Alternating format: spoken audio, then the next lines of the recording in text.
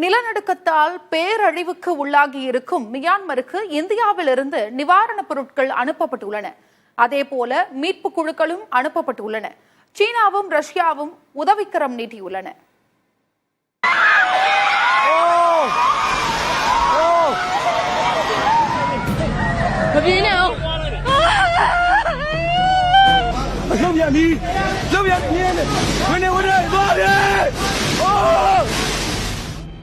இந்தியாவின் கிழக்கு பகுதியில் 1643 கிலோமீட்டர் தொலைவிலான எல்லையை பகிர்ந்து கொள்கிறது மியான்மர். ராணுவ ஆட்சி நடக்கும் மியான்மரில் 7.7 ரிக்டர் அளவில் பதிவான நிலநடுக்கம் தலைநகர் மற்றும் மண்டாலே பகுதிகள் உள்ளிட்ட 6 பிராந்தியங்களில் அதிக பாதிப்புகளை ஏற்படுத்தியுள்ளது.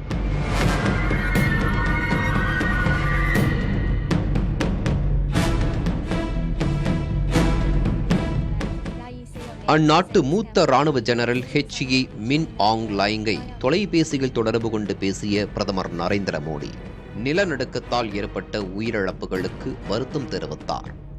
இந்த கடினமான தருணத்தில் மியான்மர் மக்களுடன் இந்தியா துணை நிற்பதாக பிரதமர் கூறியுள்ளார்.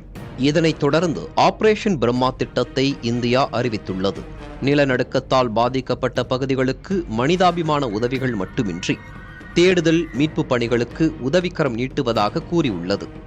இதன்படி 15 டன் அளவுக்கு நிவாரணப் பொருட்கள் மியான்மருக்கு அனுப்பப்பட்டுள்ளன.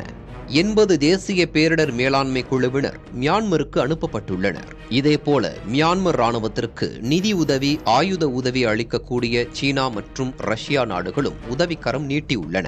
மருத்துவ உதவிகள், நிவாரணப் பொருட்களுடன் மீட்பு குழுவினரையும் இந்நாடுகள் விமானம் மூலம் அனுப்பியிருக்கின்றன. மலேசியாவிலிருந்து மீட்பு குழுவினருடன் நிவாரணப் பொருட்களும் அனுப்பப்பட்டுள்ளன.